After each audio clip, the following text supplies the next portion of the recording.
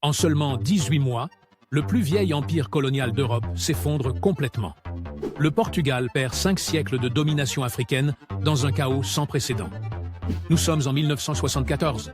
Depuis 13 ans, le Portugal mène des guerres coloniales dévastatrices en Angola, au Mozambique et en Guinée-Bissau. Ces conflits épuisent l'économie portugaise et tuent des milliers de jeunes soldats. Le régime autoritaire de l'Estado Novo refuse obstinément toute décolonisation.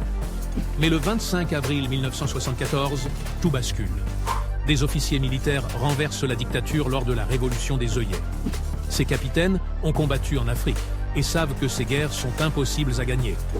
Leur première décision est radicale: accorder l'indépendance aux colonies africaines. Le nouveau gouvernement portugais négocie précipitamment avec les mouvements de libération.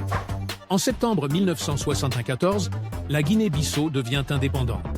Le Mozambique suit en juin 1975. Puis viennent le Cap-Vert, São Tomé et Principe, et finalement l'Angola en novembre 1975. Mais cette décolonisation express provoque un désastre humanitaire.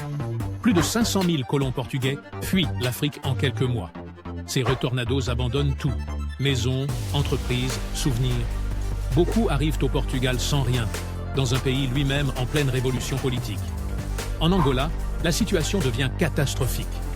3 mouvements rivaux se disputent le pouvoir avant même l'indépendance officielle. La guerre civile éclate immédiatement.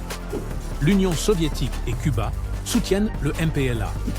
L'Afrique du Sud et les États-Unis appuient l'UNITA et le FNLA. L'Angola devient un champ de bataille de la guerre froide. Le Mozambique connaît un sort similaire. Le Frélimo prend le pouvoir et établit un régime marxiste. Une guerre civile sanglante commence rapidement, soutenue par la Rhodésie et l'Afrique du Sud.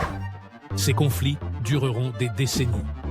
Le général António de Spínola, leader initial de la Révolution, déclare: « Le Portugal ne peut plus maintenir un empire qu'il n'a jamais eu les moyens de défendre. » Cette admission reflète une vérité brutale. Les guerres coloniales coûtaient 40% du budget national portugais.